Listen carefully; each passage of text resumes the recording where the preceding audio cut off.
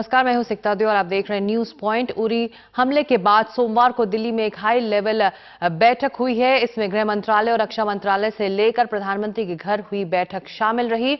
शाम को सेना ने ऐलान किया कि उसके पास इस तरह के हमले का जवाब देने की पूरी ताकत है, लेकिन जगह और वक्त वो अपने हिसाब से तय करेगी।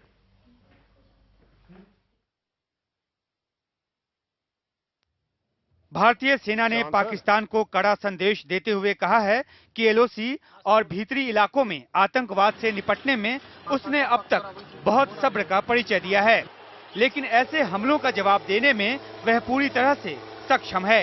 We have the desired capability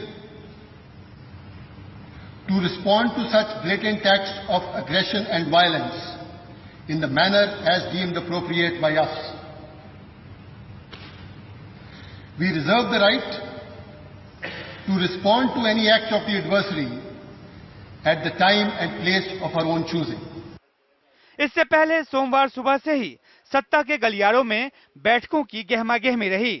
गृह मंत्रालय में सुबह 10 बजे एक बैठक शुरू हुई, जिसमें गृह मंत्री राजनाथ सिंह के साथ राष्ट्रीय सुरक्षा सलाहकार अजीत डोभाल, प्रधानमंत्री के प्रधान सचिव Nripendra Mishra, DGMO, research and analysis wing के चीफ, इंटेलिजेंस ब्यूरो के स्पेशल डायरेक्टर, गृह सचिव और रक्षा सचिव समेत कई आला अधिकारी शामिल हुए। उरी के हमले के बाद से दो तरह के सवाल उठ रहे हैं। पहला जवाब को लेकर और दूसरा एहतियात को लेकर। करीब 1.5 घंटे चली बैठक में सबूतों को पुख्ता तौर पर इकट्ठा कर डॉजियर बनाने, फिर उसे राजनयिक चैनल के जरिए दुनिया के तमाम देशों के सामने पेश करने, पाकिस्तान को आतंकवादी देश के तौर पर पहचान करा उसे अलग थलग करने, एलओसी और उसके आसपास के सैन्य ठिकानों की सुरक्षा को लेकर और चौकसी बरतने जैसे मुद्दों पर चर्चा हुई। भारत ने यह स्पष्ट कर दिया है कि पाकिस्तान के साथ रिश्ते अब पहले जैसे नहीं रह पाएंगे।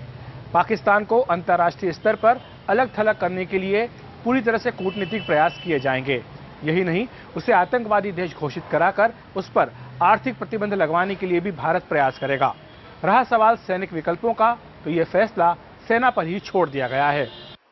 सरकार रणनीति के किसी भी हिस्से को सार्वजनिक नहीं करना चाहती, इसलिए अपने मंत्रियों और नेताओं को भी संयम की सलाह दे रही है। काम करने के 2 तरीके होते हैं। आप अब भावनात्मक बात कर रहे हैं, हम सब भावना में बह जाते हैं। किसी भी चीज को करने के लिए ठंडे दिमाग से सोच समझकर रणनीति के तहत काम करना चाहिए। मुझे पूरी आशा है कि जो हमारे प्रधानमंत्री जी ने बोला उसके ऊपर जरूर कुछ न कुछ होगा। गृह मंत्रालय में हुई बैठक के बाद राजनाथ सिंह, मनोहर पर्रिकर और अरुण जेटली प्रधानमंत्री से मिलने पहुंचे। साथ में सेना प्रमुख, एनएसए और प्रधानमंत्री के प्रधान सचिव नृपेंद्र मिश्रा भी शामिल हुए।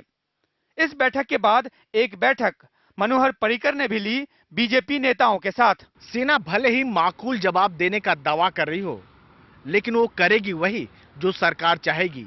पर सरकार की दुविधा यह है कि देश की जनता को कुछ करके दिखाना है और दुनियादारी का भी ध्यान रखना है।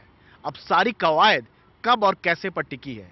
नई दिल्ली में उमा शंकर सिंह, अखिलेश शर्मा और कादम्बिनी शर्मा के साथ मैं राजीव रंजन, एनडीटीवी इंडिया के लिए।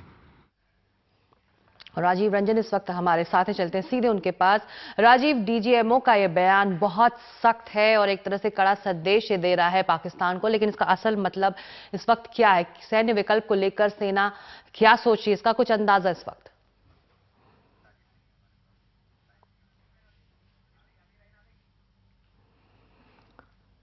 तो आज उरी को लेकर कई हाई लेवल मीटिंग्स हुई हैं और अब से कुछ देर पहले डीजीएमओ ने एक सख्त संदेश में कहा है कि इस हमले का जवाब और जरूर दिया जाएगा। हालांकि वक्त और इसे कब करना है, कैसे करना है, ये तय भारत करेगा। सख्त संदेश डीजीएमओ की तरफ से। राजीव रंजन, ये बताइए कि आखिर इसका मतलब क्या है इस वक्त? पाकिस्तान को एक संदेश तो दे दिया गया है, लेकिन सैन्य विकल्प को लेकर सेना क्या सोच रही, कुछ अंदाजा लगा इस वक्त? देखिए, इसका मतलब बिल्कुल साफ है। डीजीएमओ ने बयान तब दिया जब प्रधानमंत्री ने हाई लेवल बैठक की।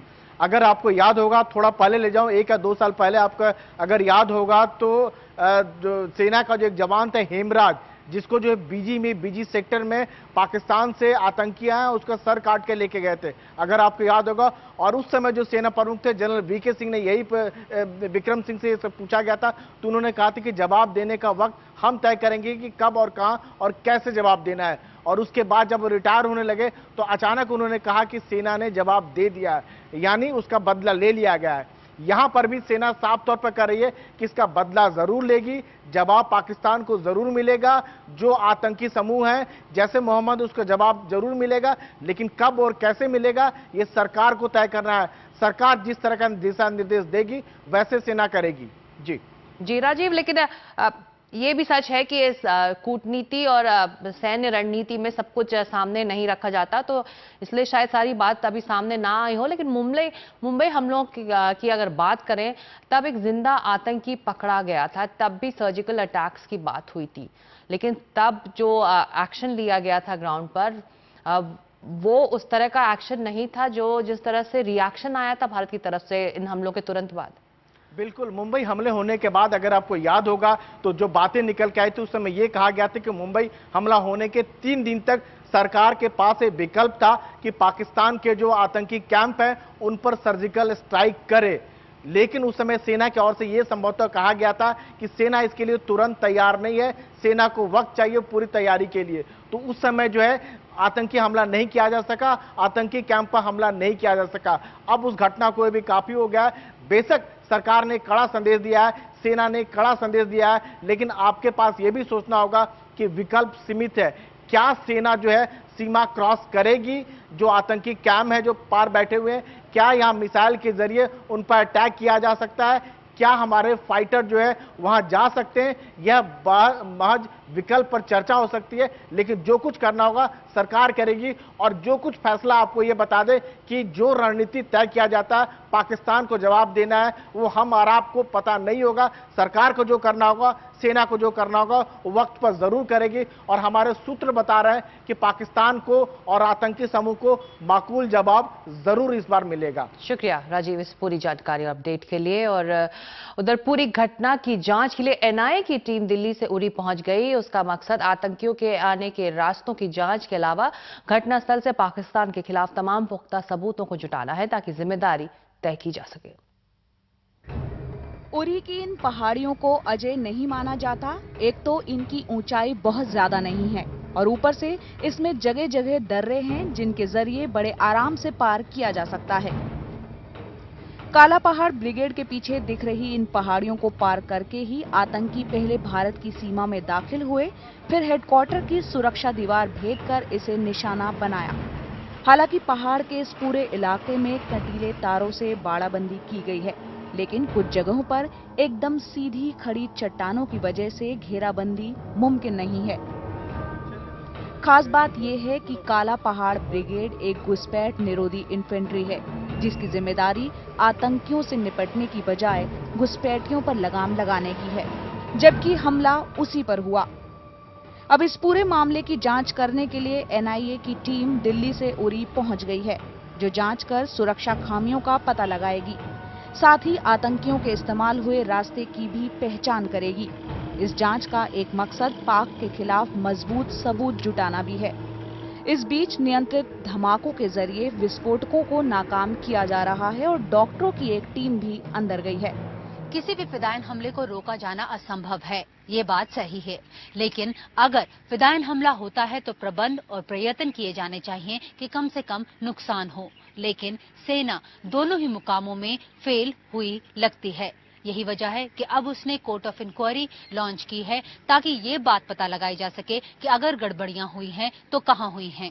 उरी की काला पहाड़ ब्रिगेड से कैमरा पर्सन अश्विनी मेहरा के साथ नीता शर्मा, एनडीटीवी इंडिया के लिए।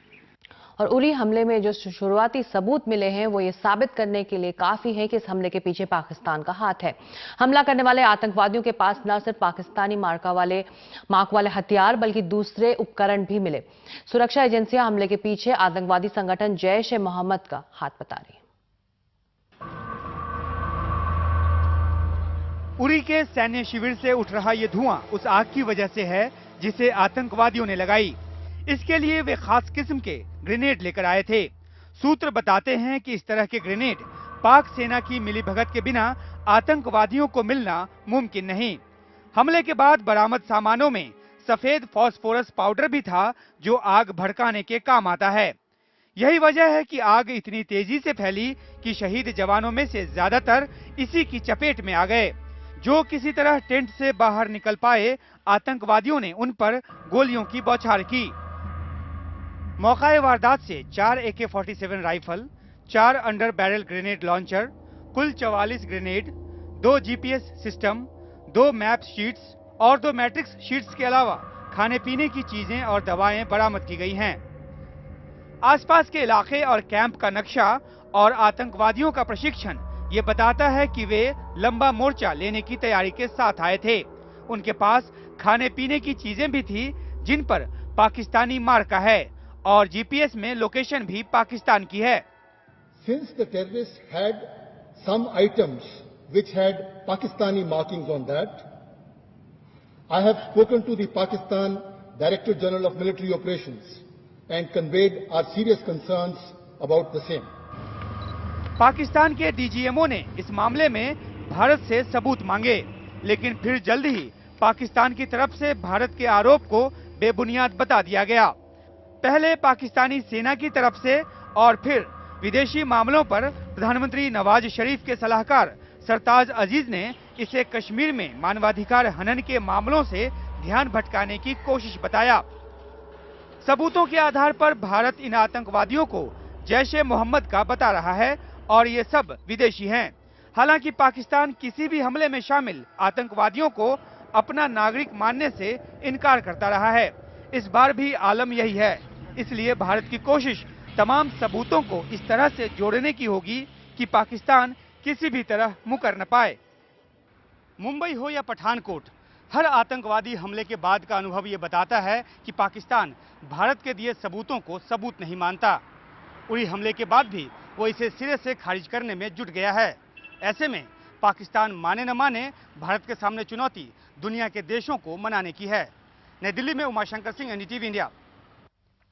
और नीता शर्मा इस वक्त हमारे साथ, चलते सीधे उनके पास। नीता, गृह मंत्रालय की सबसे बड़ी चुनौती और चिंता क्या है इस वक्त इस हमले के बाद? सबसे बड़ी चुनौती सिकता यही है कि किस तरह से जो फिदाइन के जो हमले हुए हैं, जो पिछले कुछ दिनों में ज्यादा बड़े हैं। पिछले एक हफ्ते में ही 2 फिदाइन हमले हुए हैं। पुंछ में हमला हुआ, हालांकि सुरक्षा बलों ने उसे निष्क्रिय कर दिया, लेकिन यहाँ पे उरी में इतना बड़ा हमला हुआ कि 17 जवान जो हैं वो मारे गए हैं और बताया जा रहा है 20 के आसपास जो है वो घायल भी हैं। तो एक बहुत बड़ा हमला हुआ है। तो एक फिदाइन जो growing number of fidayeen incidents हैं वो एक कॉज ऑफ वरी है होम मिनिस्ट्री के लिए, और जो दूसरी उससे भी बड़ी कॉज ऑफ वरी है वो growing number of infiltration attempts जो है। हमें बताया गया है कि लास्ट ईयर से इस ईयर के मुकाबले में, यानी पिछले साल से इस साल के मुकाबले में 100% जो है वो इजाफा हुआ है। अगर एक हफ्ते की ही हम बात करें तो सेना का खुद का कहना है कि उसने 4 इन्फिल्ट्रेशन बिड्स को फॉइल किया है। तो यानी पाकिस्तान की ओर से लगातार अटेम्प्ट्स हो रहे हैं कि वो ज्यादा से ज्यादा घुसपैठिए भेजे। अब जल्दी ही इस रीजन में स्नो गिरने वाली है, बर्फ गिरने वाली है। तो पाकिस्तान चाहता है कि बर्फ गिरने से पहले, पासेस जो बंद हो जाएं उससे पहले वो ज्यादा से ज्यादा घुसपैठिए भारत भेज सके, ताकि कुछ महीनों तक वो जो एक level of cycle of violence जो उसने मेंटेन किया है उसे मेंटेन किया जा सके। ये हताहत भरी स्थिति भी है पाकिस्तान के लिए, क्योंकि हमने देखा है जो साइकिल ऑफ वायलेंस हम पिछले 2-2.5 महीने से देख रहे हैं श्रीनगर और उसके आसपास के इलाकों में, पूरी घाटी में, वो सस्टेन नहीं कर पा रही है हुर्रियत ईद के बाद जो एक लेवल था। यही वजह है कि पाकिस्तान जो है अब इस तरह के फिदाइन दस्ते और इस तरह की इन्फिल्ट्रेशन बिड्स जो हैं वो ज्यादा कर रहा है, क्योंकि उसे लग रहा है हुर्रियत जो है वो tempo of cycle of violence को मेंटेन नहीं कर पा रही है। सिकता, और उरी में ये हमला हुआ है, नीता ये बताइए क्या ये एक वल्नरेबल टारगेट था, आतंकियों के निशाने पर था, क्योंकि ये आसान टारगेट था उनके लिए?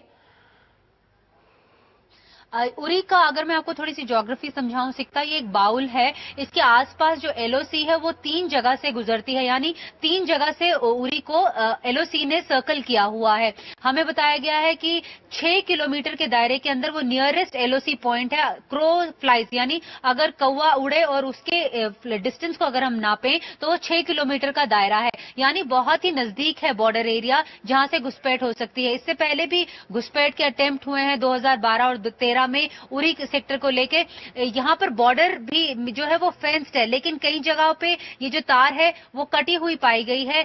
ये वाला अटेम्प्ट भी जो हुआ है बताया जा रहा है 2 जगह ब्रीचेस हुए हैं। पहला है जो एलओसी के पास ब्रीच हुआ है, दूसरा जो एक सिक्योरिटी ग्रिड, जो 3 लेयर सिक्योरिटी ग्रिड होता है बीच में, उसको ब्रीच करके आतंकवादी अंदर आए हैं। और लास्टली जो पेरीमीटर सिक्योरिटी होती है, पेरीमीटर वॉल होती है कैंप की, उसको भेदने में भी ये घुसपैठिए जो हैं कामयाब हुए हैं। एक इंपॉर्टेंट बात जो सिक्योरिटी एजेंसीज की तरफ से आ रही है, इससे पहले जो एक बॉर्डर एक्शन टीम का जो एक एक्शन होता है जिसे बैट एक्शन बोलते हैं, जिसे आर्मी जो है वो कंडक्ट करती है, उसके लिहाज से अब जो आर्मी है रिप्लाई देने के लिए सोच रही है पाकिस्तान को। जी, शुक्रिया इस पूरी जानकारी अपडेट के लिए। नीता शर्मा आपका श्रीनगर से। और उरी में शहीदों की संख्या अब 18 हो गई है। देश में जहां एक तरफ लोगों में गुस्सा है, वहीं शहीदों के परिवार वालों में मातम पसरा हुआ है। इन्हें पूरे राजकीय सम्मान के साथ आखिरी विदाई दी गई। ये तस्वीरें उन शहीदों की हैं जो वतन के नाम पर खुद को कुर्बान कर चले, और ये मातम उन घर आंगनों का है जिन्हें रोता बिलखता वो छोड़ गए।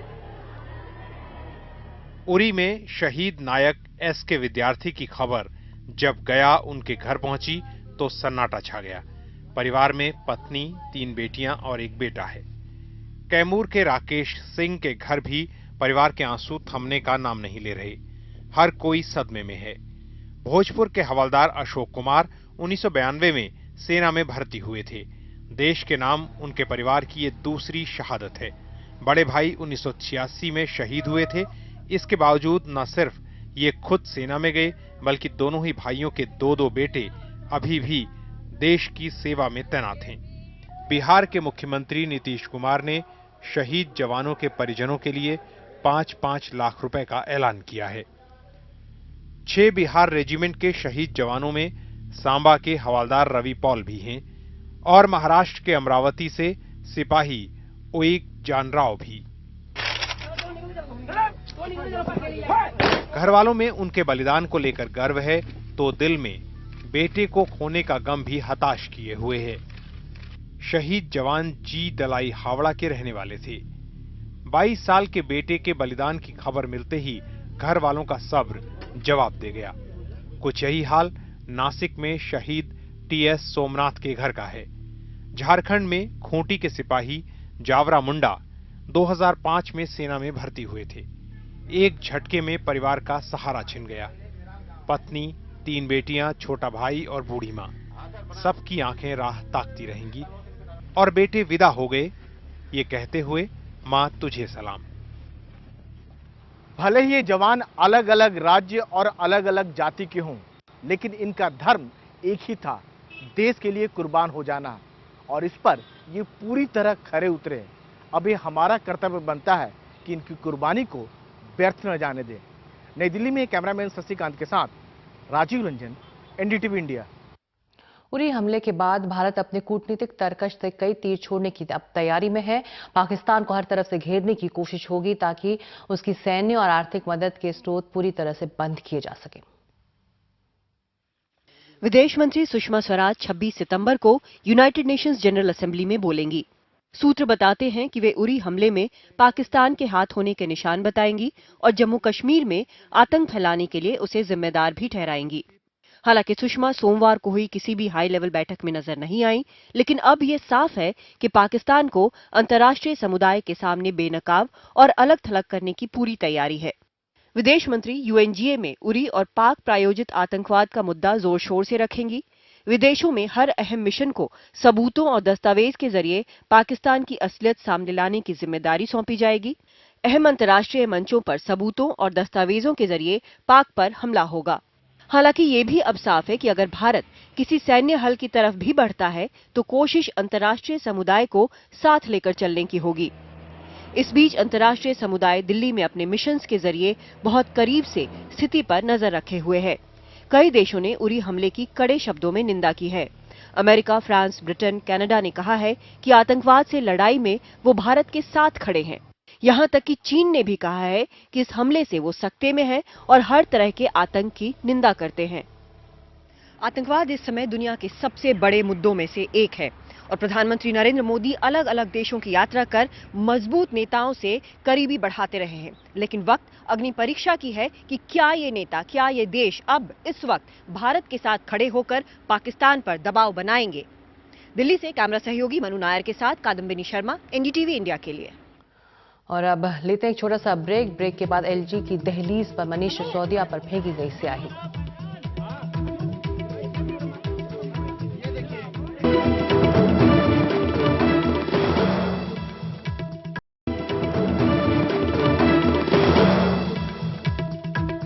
खबर बिहार की, जहां के मधुबनी में एक बस तालाब में गिर गई। अब तक 35 शवों को निकाला जा चुका है। इस हादसे में 50 लोगों के डूबने की आशंका है। बिहार सरकार ने मरने वालों के परिवार वालों को 4 लाख रुपए मुआवजा देने का ऐलान भी किया है। ये सभी यात्री सीतामढ़ी से मधुबनी जा रहे थे। ये बस कई घंटों तक तालाब में डूबी रही। बस को अब बाहर निकाल लिया गया है। यह हादसा आज दोपहर 12 बजे हुआ था।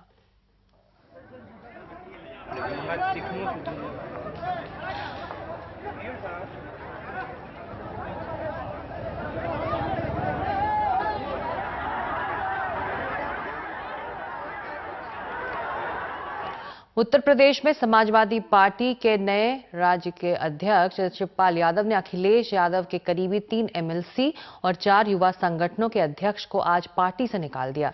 इसकी हिदायत मुलायम सिंह यादव ने दी थी। उधर सीएम अखिलेश यादव ने एक बयान जारी कर कहा है कि मुलायम सिंह के फैसले का सम्मान करना सबकी जिम्मेदारी है, इसलिए इसके खिलाफ प्रदर्शन फौरन बंद किया जाए।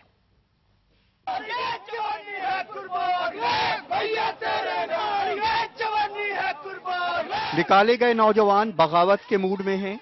कुछ ऐसे हैं जो मुलायम सिंह को ही नेता मानने से इनकार कर रहे हैं। नेता एक बार चुना जाता है। हम नौजवानों के नेता अखिलेश यादव हैं और रहेंगे। और उनकी मुलायम सिंह आपके नेता नहीं मैंने कहा कि आदरणीय नेताजी हमारे नेता के नेता हैं। मुलायम सड़कों पे नारेबाजी करने वाले युवा नेताओं से सख्त नाराज बताए जाते हैं। उनके निर्देश पे अखिलेश के करीबी जिन 7 नेताओं को आज पार्टी से बर्खास्त किया गया, उनमें सुनील सिंह साजन एमएलसी, आनंद भदौरिया एमएलसी, संजय लाठर एमएलसी, मोहम्मद एबाद प्रदेश अध्यक्ष मुलायम सिंह यूथ ब्रिगेड, ब्रजेश यादव प्रदेश अध्यक्ष समाजवादी युवजन सभा, गौरव दुबे राष्ट्रीय अध्यक्ष मुलायम सिंह यूथ ब्रिगेड और दिग्विजय सिंह प्रदेश अध्यक्ष समाजवादी छात्र सभा शामिल हैं।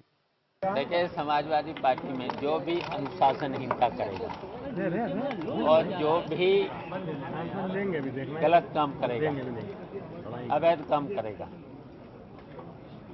उनके खिलाफ कार्रवाई होगी और किसी भी कीमत पर अनुशासनहीनता बर्दाश्त नहीं की जाएगी।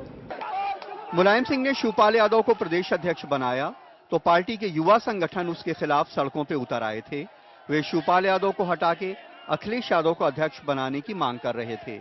समाजवादी लोहिया वाहिनी के प्रदेश अध्यक्ष प्रदीप तिवारी ने मुलायम के नाम अपने खत में लिखा है कि जिस दिन से शिवपाल यादव अध्यक्ष बने हैं, पूरे प्रदेश का नौजवान घुटन महसूस कर रहा है और आज नौजवानों के ऊपर हुई कार्रवाई अखिलेश यादव के भविष्य पे बड़ा हमला है। प्रदीप तिवारी अखिलेश के अलावा किसी और को नेता मानने को तैयार नहीं। हम नौजवानों के साथ ये बहुत बड़ी साजिश है और हम नौजवान अपना नेता सिर पर सिर मानते हैं तो माननीय अखिलेश यादव जी को मानते हैं। उनके नेतृत्व में काम करेंगे। ये नए दौर का समाजवाद है जो समाज प्रधान नहीं बल्कि व्यक्ति प्रधान है। कुछ मुलायम के आदमी हैं, कुछ शिवपाल के, कुछ अखिलेश यादव के, और इस पार्टी के इतिहास में ये पहली बार हो रहा है कि कुछ नौजवान कह रहे हैं कि उनके नेता सिर्फ अखिलेश यादव हैं, मुलायम सिंह नहीं। मुलायम सिंह तो अखिलेश यादव के नेता हैं। शायद इसी को कहते हैं कि बदले बदले मेरे सरकार नजर आते हैं, घर की बर्बादी के आसार नजर आते हैं।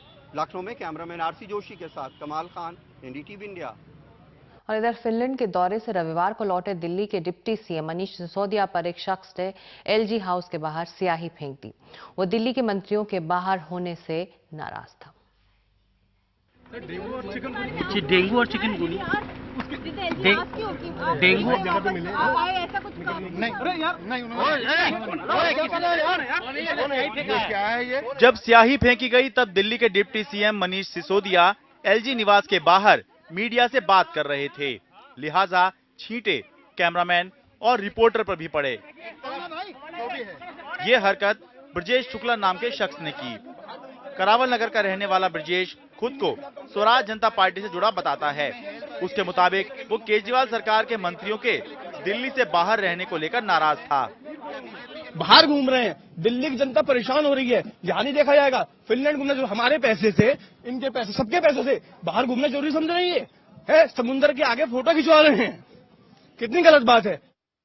मनीष सिसोदिया करीब एक हफ्ते के फिनलैंड दौरे से रविवार रात ही लौटे। इसके पहले एलजी उन्हें वापसी की चिट्ठी भेज चुके थे।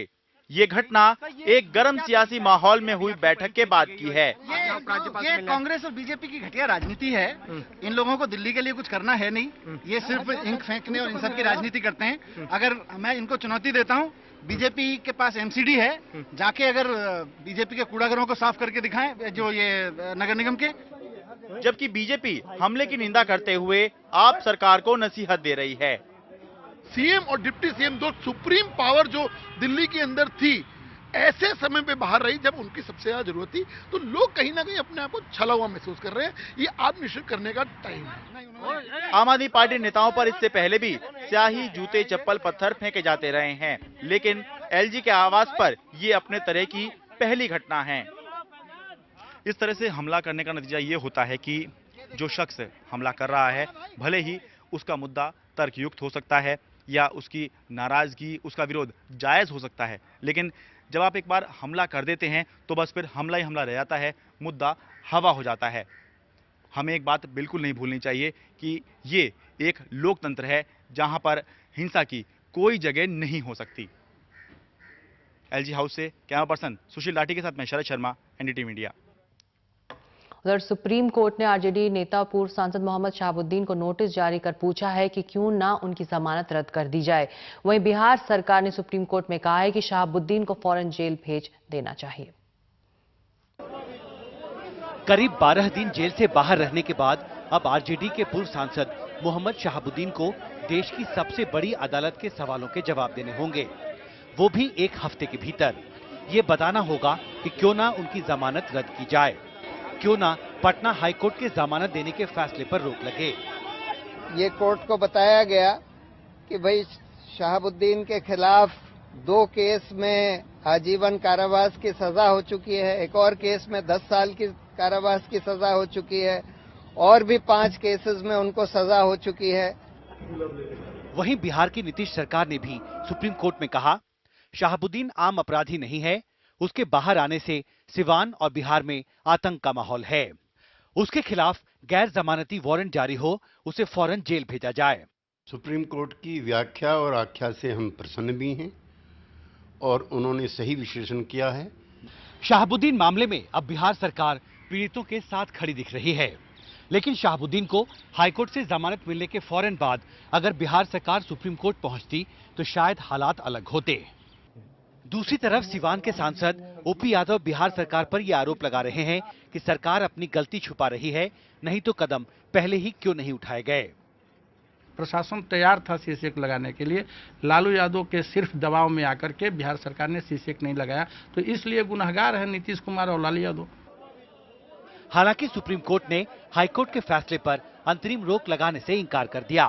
कहा कि पहले वो शहाबुद्दीन का पक्ष सुनेगा, अब अगली सुनवाई 26 सितंबर को होगी। शहाबुद्दीन का मुद्दा कितना गंभीर है, इसका अंदाजा इसी बात से लगाया जा सकता है कि 40 मिनट तक बिहार सरकार और याचिकाकर्ता सुप्रीम कोर्ट को ये समझाते रहे कि शहाबुद्दीन को खुला नहीं छोड़ा जा सकता, लेकिन सुप्रीम कोर्ट ने कहा कि कोई भी फैसला देने से पहले वो शहाबुद्दीन का पक्ष भी जान लेना चाहता है। नई दिल्ली से हिमांशु शेखर मिश्रा और मोहम्मद शमीम के साथ आशीष भार्गव, एनडीटीवी इंडिया।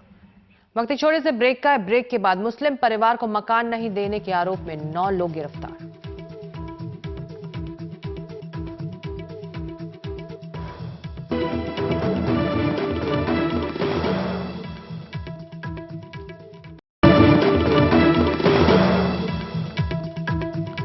राहुल गांधी इन दिनों बुंदेलखंड में है। बुंदेलखंड में घुसते ही एक आवाज आम सुनाई पड़ती, वो है अलग बुंदेलखंड राज्य की।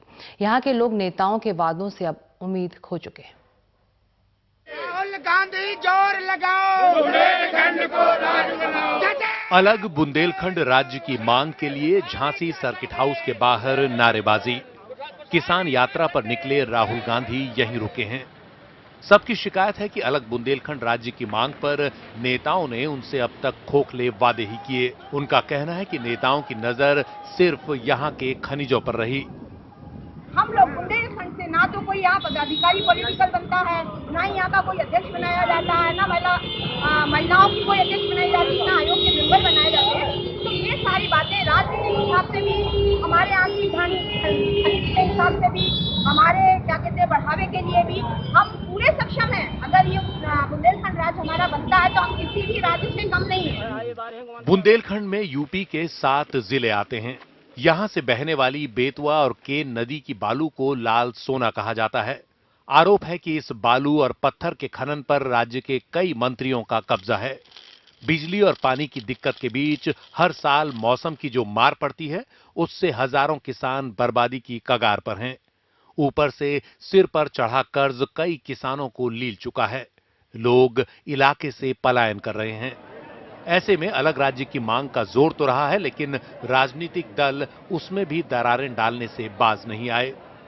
राहुल गांधी जी पहले चुनाव प्रधानमंत्री थे, इनकी सरकार थी, तब मायावती जी ने पारित करके भेज दिया था इनको कि आप बुंदेलखंड प्रांत बना दीजिए। तब आपने कुछ नहीं किया। आज बुंदेलखंड की आपको ध्यान तुरंत से याद आ रही है, इसलिए मैं अपने बुंदेलखंड प्रांत की बात उनसे कहना आया हूँ कि आप याद कराने आया हूँ। मैं व्यक्तिगत रूप से गया था, राहुल जी से भी मेरी मुलाकात हुई थी। उन्होंने मुझे 2 टूक शब्दों में बताया कि प्रस्ताव आधा अधूरा आया है, और दूसरा हम समाजवादी पार्टी की कोलिशन की गवर्नमेंट चला रहे हैं, जिसमें 40 सांसद हैं समाजवादी पार्टी के, जो धुर विरोधी है बुंदेलखंड राज्य निर्माण की, मतलब छोटे राज्यों की। 2007 से अब तक राहुल गांधी 7 बार बुंदेलखंड आ चुके हैं। दलितों के घर खाना खाने के साथ उनकी समस्या हल करने का वादा भी कर चुके हैं। हाल ही में महोबा पदयात्रा के दौरान भी ये वादे उन्होंने दोहराए, लेकिन वादे पूरे न होने से लोगों को अब यकीन नहीं होता। राहुल गांधी अपनी किसान यात्रा में इन दिनों उस इलाके में हैं जहां किसानों की सबसे ज्यादा और बड़ी समस्या है। यही वजह है कि ये लोग वर्षों से अलग बुंदेलखंड की राज्य की मांग कर रहे हैं, और ये एक ऐसा सवाल है जहां राहुल गांधी को हर जगह पर बुंदेलखंड के इलाके में दो चार होना पड़ रहा है। अब इसमें देखने वाली बात ये होगी कि आखिर राहुल इस सवाल का जवाब कैसे ढूंढ पाते हैं। बुंदेलखंड से विनोद गौतम के साथ अजय सिंह, एनडीटीवी इंडिया। उधर मुंबई के वसई में हाउसिंग सोसाइटी के कुछ लोग एक मकान मालिक के सौदे का इसलिए विरोध कर रहे हैं क्योंकि वो अपना मकान एक मुस्लिम परिवार को बेचना चाहता था। पुलिस ने इस मामले में 9 लोगों को अब गिरफ्तार कर लिया है। मुंबई से सटे वसई में हैप्पी जीवन हाउसिंग सोसाइटी के 9 सदस्यों को एक मुस्लिम परिवार को घर खरीदने से रोकना महंगा पड़ा। पुलिस ने 11 सदस्यों के खिलाफ मामला दर्ज कर 9 को गिरफ्तार कर लिया है। इन पर आरोप है कि धर्म के नाम पर उन्होंने एक शख्स को घर देने से इनकार कर धार्मिक भावना को दुखाया है। ये मानीपुर पुलिस में जो CR नंबर 19/16 दाखिल है IPC 255A, इसमें आज 9 लोगों को गिरफ्तार किया है और उनको आज कोर्ट के अंदर पेश किया गया है। उसमें सोसाइटी के सेक्रेटरी जितेंद्र जैन और बाकी साइन करने वाले जो लोग हैं वो सब आज अरेस्ट हुए। यहाँ रहने वाली 55 साल की कांताबेन पटेल अपने फ्लैट को 47 साल के विकार अहमद खान को बेचना चाहती थी। दोनों के बीच करार भी हो गया था, लेकिन आरोप है कि सोसाइटी ने एक प्रस्ताव पारित कर उन्हें फ्लैट बेचने से रोक दिया। मुझे हैप्पी जीवन कोऑपरेटिव सोसाइटी के लेटर पैड पे बाकायदा ऐसा लिख के दिया कि मुस्लिम आदमी को आप फ्लैट नहीं बेच सकते, न्यूसेंस फैलाता है, और उसमें 11 मेंबर ने ऑब्जेक्शन पे सिग्नेचर किया है फ्लैट वाइज। मैं कागजात पूरा करने के लिए जो है क्या नाम सोसाइटी में NOC मांगा था, लेकिन मुस्लिम होने की वजह से सोसाइटी ने लिख के दिया है कि हम लोग NOC नहीं देंगे। हैप्पी जीवन सोसाइटी में 16 फ्लैट हैं, जिसमें पहले से 2 मुस्लिम परिवार रहते हैं। दोनों परिवारों ने बिल्डर से फ्लैट खरीदा था। इन दोनों परिवारों का कहना है कि इन्हें सोसाइटी की कमेटी और उसके फैसलों से बाहर रखा गया है। धर्म के नाम पर या फिर शाकाहारी या मांसाहारी होने के नाम पर घर बेचने में भेदभाव की शिकायतें अक्सर आती रहती हैं, कभी सेलिब्रिटी के साथ तो कभी आम आदमी के साथ, लेकिन अंजाम तक पहुंचने का ये पहला मामला है। वसई से राजा महल के साथ मुंबई से अनुराग द्वारी और सुनील सिंह, NDTV इंडिया के लिए। और वक्त एक छोटे से ब्रेक का। ब्रेक के बाद एक भाई बहन ने बनवाई अपने स्कॉलरशिप के पैसे से टॉयलेट।